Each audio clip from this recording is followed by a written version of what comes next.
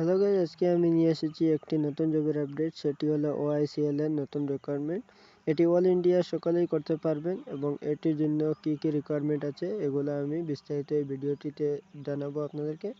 জানার জন্য like and comment share করবেন। এটি হলো IOCL নন এক্সিকিউটিভ রিকোয়ারমেন্ট 2026। অ্যাপ্লাই তোমার 394টা পোস্ট আছে। এটি তোমার অল ইন্ডিয়া সবই করতে পারবে, কিন্তু আসামের জন্য 130টাই পদ এলিজিবল আছে। সেটা এই লাস্ট পর্যন্ত আমি এগুলো বিস্তারিত বলবো। এবং এটি অ্যাকচুয়ালি জবটি অ্যাপ্লাই করতে পারবেন 20 ডিসেম্বর থেকে 9 জানুয়ারি পর্যন্ত। এটির প্রথম জব হলো জুনিয়র ইঞ্জিনিয়ার অ্যাসিস্ট্যান্ট। আপনার কোয়ালিফিকেশন লাগবে 3 years diploma in chemical engineering, chemical technology এগুলা লাগবে। ভিডিওতে সম্পূর্ণ দেখতে পাচ্ছেন এবং বুঝে গেছেন যে কী কী রিকোয়ারমেন্ট লাগবে, এডুকেশন কোয়ালিফিকেশন কতগুলো লাগবে। সেকেন্ড পোস্টের মাঝেও এর জন্য 3 ইয়ার্স ডিপ্লোমা লাগবে mechanical engineering diploma in electric engineering. যেগুলো লাগবে সেটাই বলে দিচ্ছি। এবং এই অ্যাপ্লাইয়ের জন্য BCC এবং সেকেন্ড একটা আছে NSC, 2টা সার্টিফিকেট লাগবে। এগুলা কীরকম করতে হবে, কীরকম সার্টিফিকেটটা বানাতে হবে, এগুলা যদি আপনি জানতে চান তাহলে কমেন্টে বলবেন। এগুলা এই অ্যাপ্লাইয়ের মধ্যে লাগবে। এবং অন্য কয়েকটা জিনিস লাগবে, এগুলা ভালো করে না দিলে এটা সেন্ট্রাল গভর্নমেন্ট, এগুলা অ্যাপ্লাইটা সাকসেসফুল হবে না। তাই এগুলা ভালো করে দেখবেন এবং বুঝে শুনে অ্যাপ্লাইটা করবেন। যেগুলা আপনার আছে, জরুরত আছে, এগুলাই করবেন। এবং 3 নম্বর যে পোস্টটা আছে জুনিয়র ইঞ্জিনিয়ারিং অ্যাসিস্ট্যান্ট, এটার জন্য 3 year diploma in electrical engineering must লাগবেই। কারণ এডুকেশন কোয়ালিফিকেশন যেগুলো দেওয়ার বলেছে এখানে ওইগুলো দিতেই হবে। এগুলা সার্টিফিকেট আপনার যদি থাকে ডিপ্লোমা সার্টিফিকেট, তাহলে আপনি এগুলা অ্যাপ্লাই করতে পারবেন।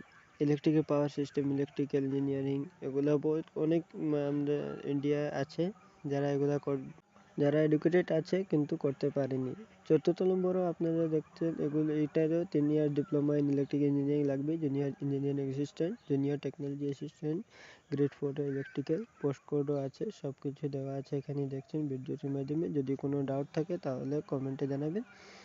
এবং এগুলার কোয়ালিফিকেশন যেগুলা দিয়ে আছে electrical power system, electrical engineering, এগুলো সকলেই লাগবে। 5 নম্বরও আছে দেখুন junior assistant engineering grade 4, junior technology assistant grade 4।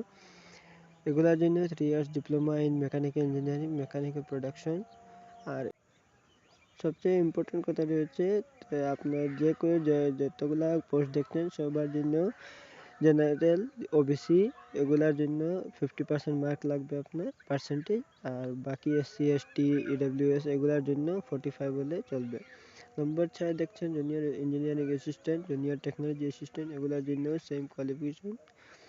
নম্বর 7 জুনিয়র কোয়ালিটি কন্ট্রোল অ্যানালিস্ট, এগুলোর জন্য BSc mathematics, physics, chemistry, industrial chemistry এগুলো থাকলে হয়ে যাবে।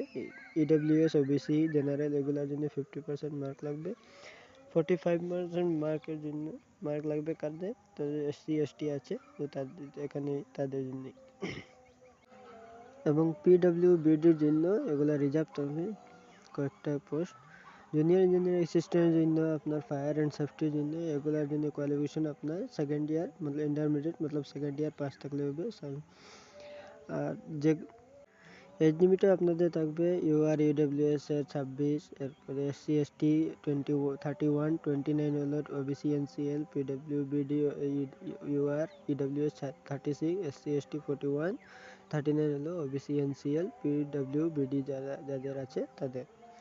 এবং সবগুলা আপনি দেখে নেবেন এজ লিমিট দেখেই অ্যাপ্লাই করবেন, নাহলে এজ লিমিট দেখে করলে ভালো। কারণ জেনারেল EWS OBCর জন্য 300 টাকা ফি আছে অ্যাপ্লাইয়ের জন্য, অ্যাপ্লিকেশন ফি। আর বাকিদের জন্য কোনো ফি চার্জ নেই এবং এই ফি চার্জটা আপনি রিফান্ড পাবেননি। তাহলে অ্যাপ্লাইয়ের জন্য যদি আপনি লিঙ্ক চান তাহলে আপনি গুগলে গিয়ে OICL মারলে ওখানে লিঙ্ক দিয়ে দেবে। ওখানে লিঙ্কে গিয়ে আপনার প্রথমে রেজিস্ট্রেশন করতে হবে, এরপরে লগ ইন করে আপনি অ্যাপ্লিকেশন ফিল আপ করবেন এবং পার্সোনাল এডুকেশন ডিটেলস করে ফি পে করে এরপরে সাবমিট করে দেবেন। প্রিন্ট আউট নিয়ে করে রাখবেন, কারণ এগুলো রাখা ভালো। যে সময় অ্যাডমিট কার্ড আসবে আপনার এই অ্যাপ্লিকেশন নাম্বারটাও লাগতে হবে।